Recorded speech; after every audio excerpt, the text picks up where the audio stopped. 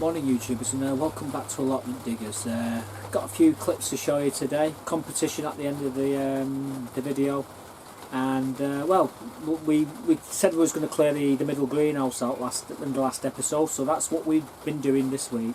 Before I done something to me head. I can't move my head anywhere without it hurting.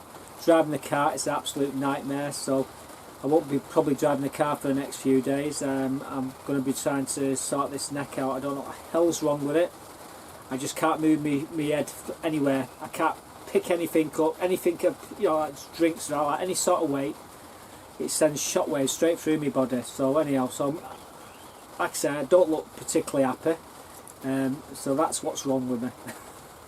I try to smile about it and laugh about it, but you probably hear me whimper once or twice in the video. That's because I'm in agony, really am. But we said we was going to clear this bloody greenhouse out, this middle greenhouse. We've been saying it, so we're going to do it. You're going to see me doing the racking, and you're going to see me doing the tomatoes, and that's the first thing what's going to come up on the video. So check this out. Okay, what we're going to do now, we're going to put these 12 6-foot canes into the middle greenhouse, and we're going to tie them to these 8-foot canes here, the longer ones. They go across the top to hold everything stable. These will go into the ground about a foot, and they're about 5 foot sticking out the ground. And what we do, we train the tomatoes to go up. And got some cable ties there to tie everything in. The only trouble is, it's very tight in the greenhouse, so I don't think I'm going to be able to set the camera up. But we'll have to wait and see. Hopefully, we'll be able to do something, but it's looking very unlikely. Anyhow, they're the canes, so let's crack on. Okay, we're actually putting these canes in now for the tomatoes. It's going to be a bit tricky doing this. We ain't got that much space, to be quite honest with you. But well, what we do, we've got to sort of bend them on an angle and then push them in. We do this every year. A lot of faffing about, but it's got to be done.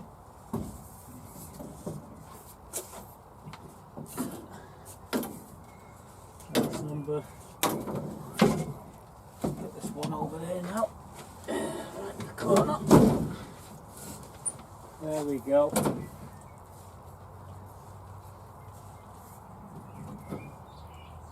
Now what we've got to do now, we get a bigger cane and we tie them all in. Well, that's the idea anyhow. So I don't know if you can see this, if we lift the camera up slightly. Let's get some cable ties, so I'm just going to put this packet here. I did have some other cable ties, but I can't find where I put them.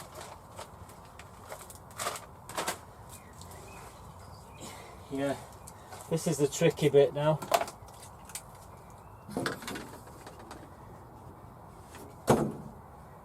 Tying them all together.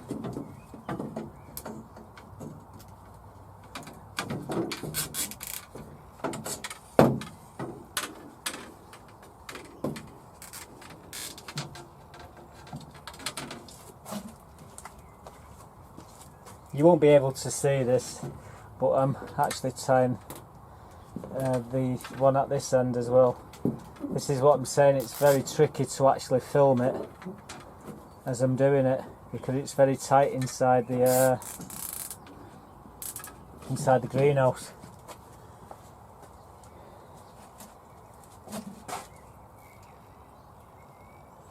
Push that one sort of done over there. Right.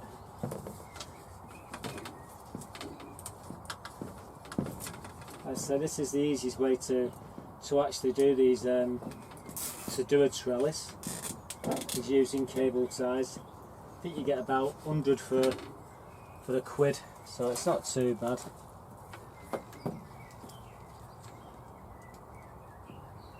It's very hot work as well. I mean, inside this greenhouse today, temperature's 114 degrees. I'm sorry if you can't see this, guys, but you know, at least you're getting some idea. Let's get down this end here.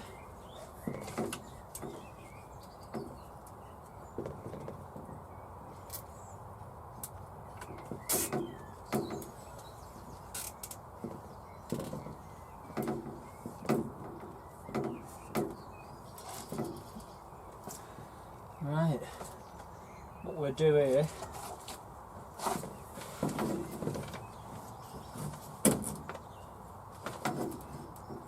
we'll put some brackets going across. Now what we do now is stick the others in there. So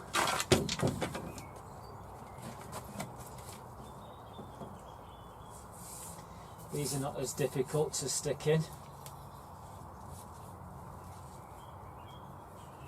It's just getting them in the ground straight, that's the hard part.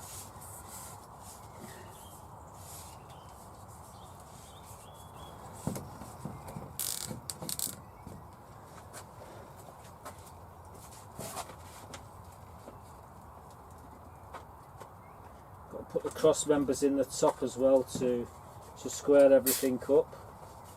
Once we've done that, it should be a doddle.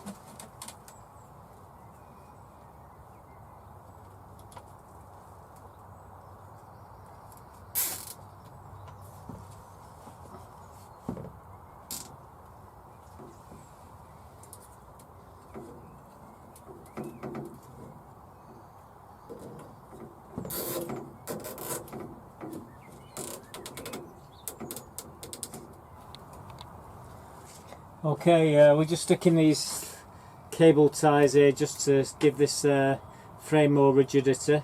Just loosely start off by attaching them. Just going to make this so it doesn't go narrower. And there we go, that's that one. Now all we've got to do is just do one more on the opposite side here. So I'm going to spin the camera around. I don't know if you're going to get this. Okay, so what we're doing, we're just doing the last cable tie to keep this frame rigid. I'm just putting a cable tie here. We'll do the same on this side in a second. Nearly done. It's just a matter of pulling them apart and tighten them up. These cable ties are so much easier to use. They really are. And that's it really, we've got it all done. So let's just swing it off the stand and I'll give you a quick look. Okay, so we just back the camera out a bit here. Now there the canes in situ. What we're doing now is we're going to run the tomatoes in amongst them, and we use the canes for obviously for the support. I'm just going to cut the tops of these plastic things off so you don't catch your eye on them when you're moving around in here, and everything should be hunky dory really. Now there was a good good album, Hunky Dory, David Bowie. So there we go. So we're going to put the tomatoes in next. So we've got to sort out what tomatoes we're going to be using. We've got a pile here, and we've got a pile up here. Obviously we're going to be putting it's got tomatoes on that one. So I think we'll be putting that one in for sure. But yeah, there we go. This is how long we've left it. It's been quite a bit, and well, we're gonna get them in now, so it won't be no problem. We're going to be putting in here these mamanda. They're not too bad. Like I say, they've been in the pots for quite a long time. So, you know, what do you expect? Put a little grow more in there, just to give them that little kick. Some decent roots on them. Just move the compost to one side, and then we're just going to fill in. We can go really deep here, right up to the first lot of leaves. I mean, this is the good thing about tomatoes. You can plant them really deep. Again, we're doing them on the inside, the tomatoes, because what we don't want to do is knock them. So there's another one of these mamanda. There's plenty of good roots there coming through the bottom of the pot. Just got to squeeze it out and be very gentle about doing it. There we go. That's a nice root system.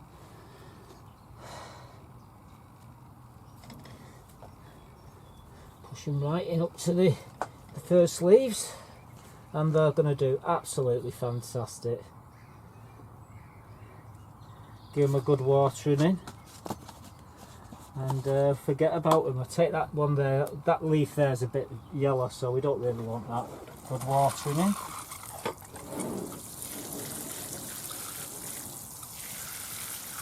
And that's the first one done. Right. Moving on to the the Japanese pearl now. So we're going to put the Japanese pearl. I don't know if we can get these on camera. Real quick.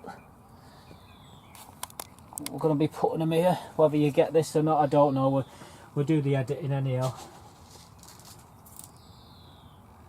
These are a little bit bigger, but like I said, they're all different sizes. They grow different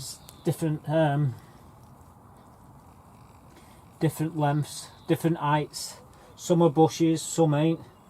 So you know, this is what we got to live with.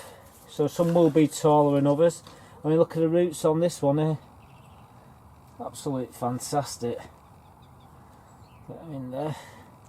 That's what you want, a good root ball.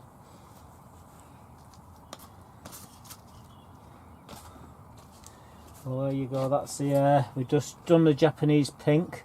So what we're going to do now, you've seen me do a few of them. I don't need to show you me doing them all. But what we will do, I'll give you a quick rundown of what we've put in as soon as I've done them. Okay. So I'm just going to water them in now, and that's it. A quick look at what we've been doing. We put these Miranda in. We've done 2 Miranda on the front, and the next ones are, and the next 2 are the Japanese pinks. Then we got 4 brandy wines after that. Then we got 2 sweet pearl, and after that we've got some 2 gardener pearl. So we've got 12 tomatoes in here going up these canes, which we've just done. So there we go. You see me using the cable ties to tie everything up. Tomatoes are already in. I can tell you they're starting to get taller now, and they're doing really fine.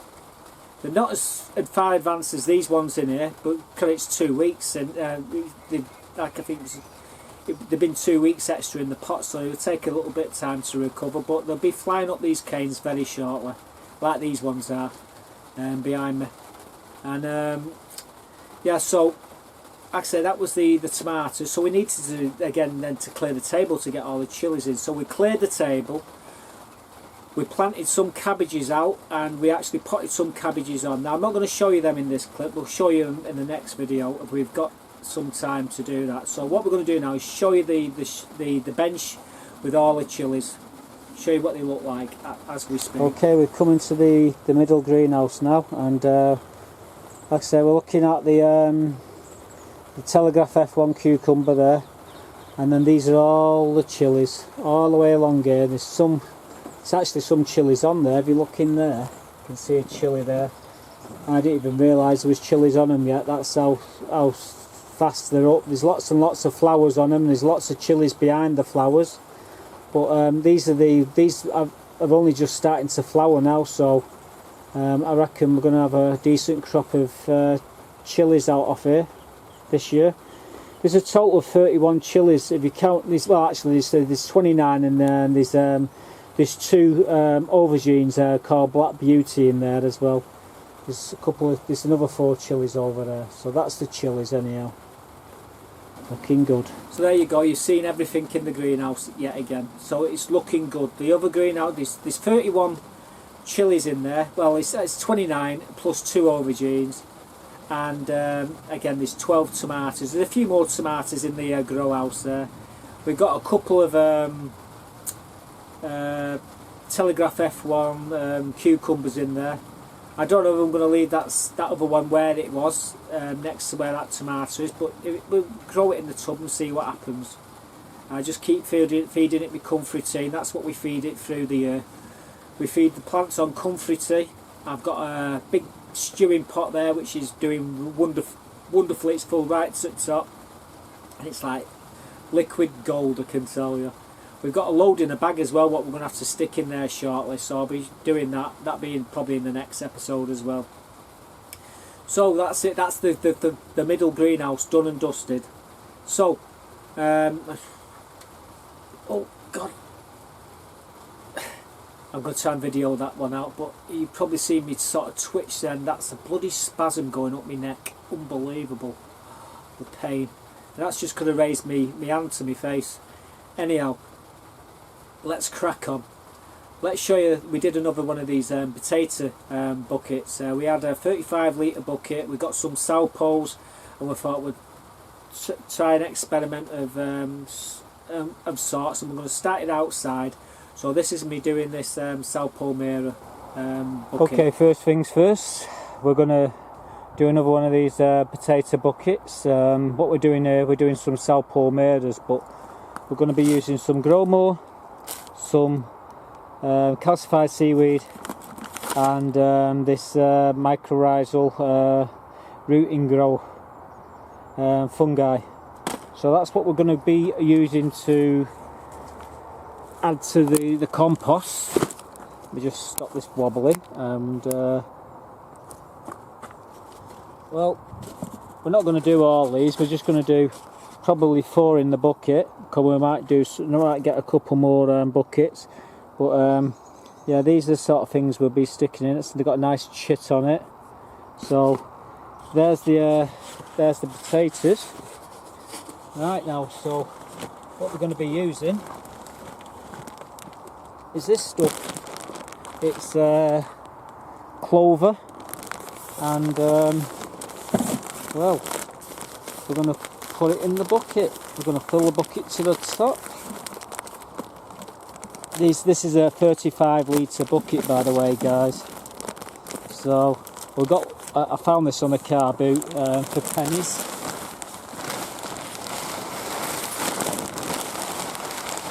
So we're not messing about. We're going to stick the whole lot in the bucket. Right. I think I better take this Omega watch off. That's for the start. Take that one off. I better take that one off as well, Mr. Condo. Yeah, you're probably wondering why I've got 2 watches. Well, believe it or not, guys, watches tend to stop on me pretty often. I've got a watch there in the house. It's nearly £1.5 grand, and the bugger's stopped on me the other day. And this one of the other watches here has just stopped on me as well. So it turns out the ones with the metal straps, they're okay. But actually the ones with the leather, yeah, the leather straps are okay, but the ones with the metal straps, well, they're not good. Anyhow, enough about that loading. We're going to obviously pile some of this into this bucket. We're not messing about. Put some of this calcified seaweed. Oh god. Okay. Well, actually, that's bloodfish and bone. That. Hang on, one sec.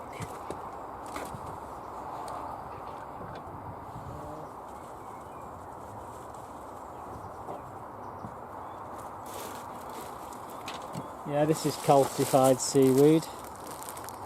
Actually, I've got another bag somewhere else. Give me a second.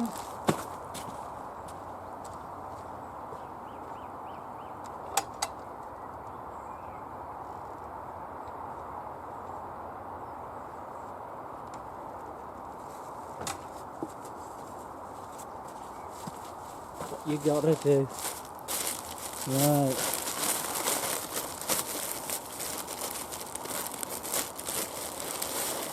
There we go. Right, I think we've got enough there. Now then, gonna mix it right in, like making a cake. This. Yeah. Speaking of cakes, I'm when I finished off here, I'm going home to make myself an apple pie. Bramley apples. Can't wait to get stuck in. Make me a pastry. Right, I think let's get right down to the bottom of the bucket. Actually put another handful of this grow more in here. Get load in my hand. Go to the bottom. Mix it in. Right, I think we've got that sorted. Right, we're going to put 4 of these in. Like I say, this is what we've got. So it's going to be 1 there, One here, one there, and one there. So we're going to put 4. What we're going to do though, we're going to go deep in the bucket. So we're going to put 2 right at the very bottom of the bucket.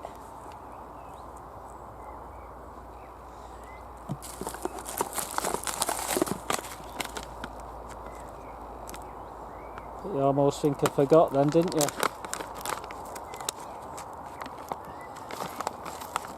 Mycorrhizal.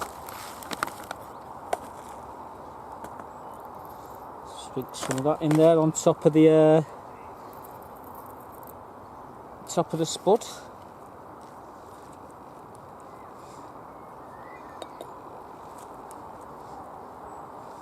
And done.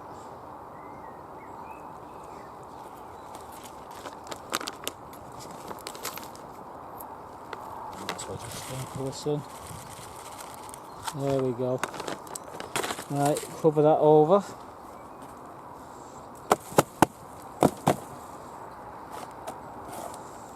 As they come up, we'll bank them up. We'll put another 3 inches in, but we're just going to leave that there. Sarpo mira, main crop. We're going to leave that in there. Obviously, I'm going to write the date on it as well, just so I know when I put them in. And today's date. Let's have a look at today's date. So we're sure about all this.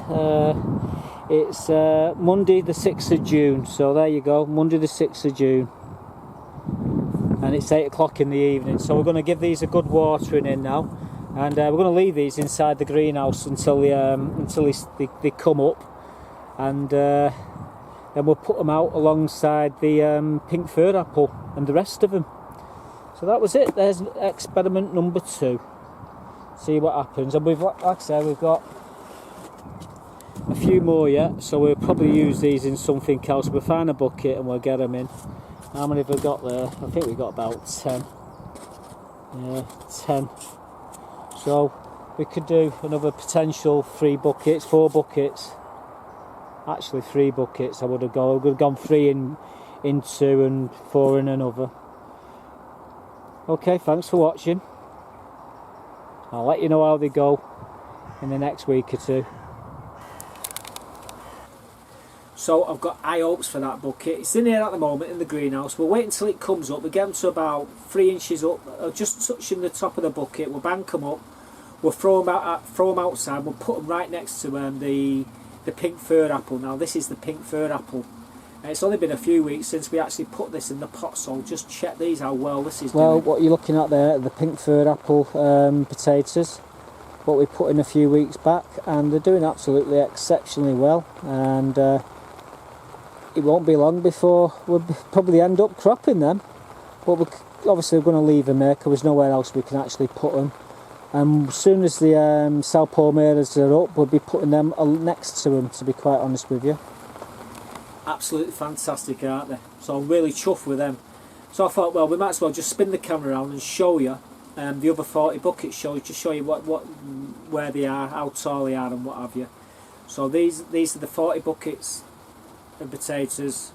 Okay, there we go. That's the main crop there. It'd probably be on the right hand side of the camera to use, but for me it's the left hand side. And over here is the first and second earlies, which we'll be probably doing a reveal in a couple of weeks. Probably start off with the Penton javelin. These 10 different varieties of spuds in there, believe it or not. And I'm not going to name them all. We'll do that when we come to do the reveals. But yeah, there's 10 varieties, and this rain is absolutely doing wonders. It saves me from having to get the watering can on the whole lot. So there we go. That's the 40 buckets of potatoes. I think it's about 10 varieties there, guys, of spuds. Okay, 10 varieties, 4 buckets of each. The first and second earlies are looking really good. I think that might be on you. It might come on the right hand side, but it's the closest to the chickens is the right hand side. The left hand side are the main crop, which are the smaller ones. The camera tends to do the opposite when you're pointing at them. So you know, be aware of that. But yeah, in a couple of weeks' time we'll probably be doing the Penton javelin and see how big they are. I got some idea. Nigel did his about 3 weeks before I did mine, so he got his in earlier than mine. So I've got about 3 weeks to go on my Penton javelin, but they've already got flowers on, so it is the flowers to prove the point. As you can clearly see, we've got flowers on the potatoes. Won't be long before these will be coming out.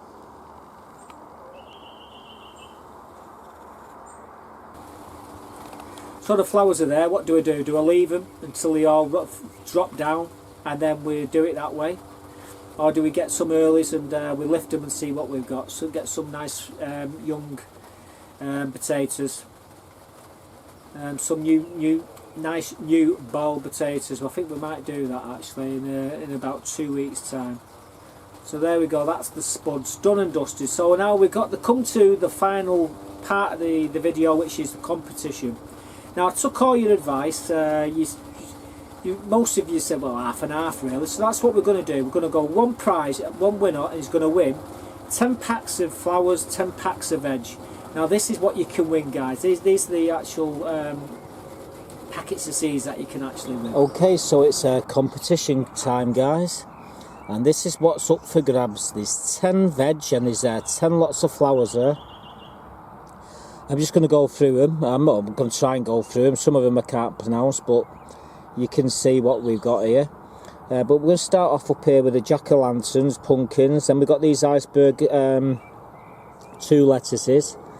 Onion bunchins, that's the Isakira Japanese onion. Telegraph F1 or Telepy cucumbers. All year round lettuce. Then we've got some parsnips, white gems. Coming along here we've got some marrows, long green trailer. Some broccoli, autumn green calibres. Obviously there's some cornflower double blues, dahlias, pom-pom mix, squashes, winter butternut F1s, moneymakers, tomatoes. I can't pronounce it. Agulera, never mind.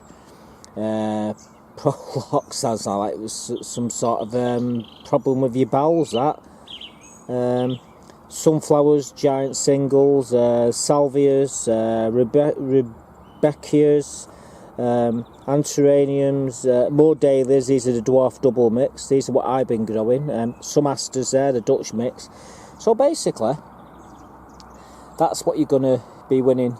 One person's going to win all them. So there's 20, there's 10 flower and there's 10 veg. Sorry about the shaky camera, guys. I've got it on, got it in my hand here.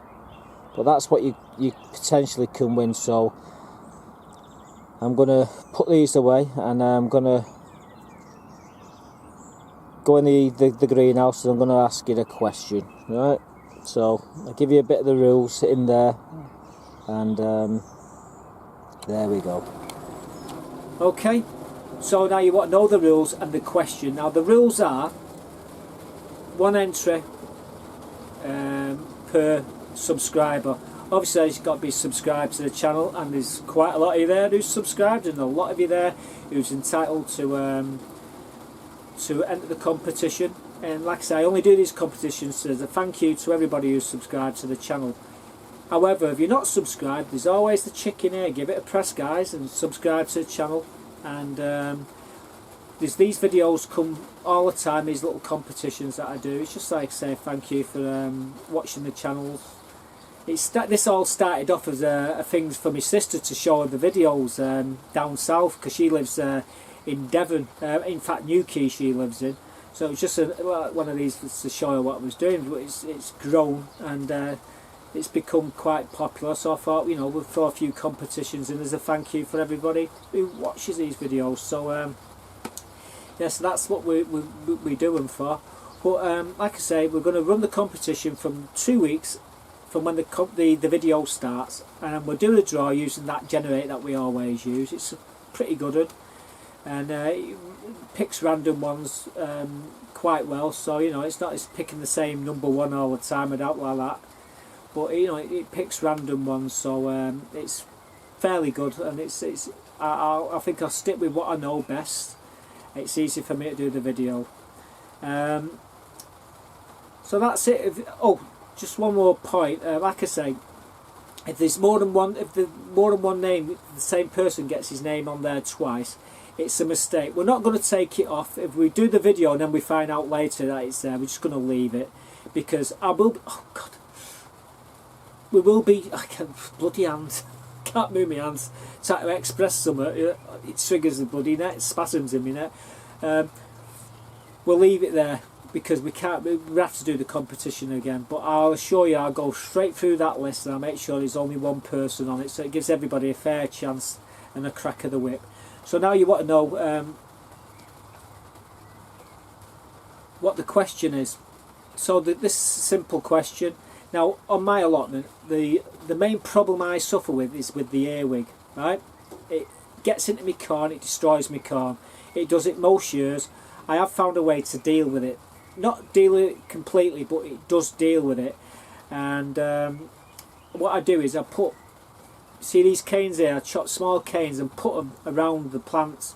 And what happens is the earwig likes to go into these canes, and each night I go around and blow them off into a glass of water, and we dispatch them that way.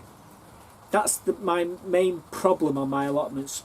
For you, it might be slugs, it might be mildew, it might be potato blight. What I want to know is, what is your main, each individual one, what is your main problem that you have on you? It might be couch grass or mare's tail, as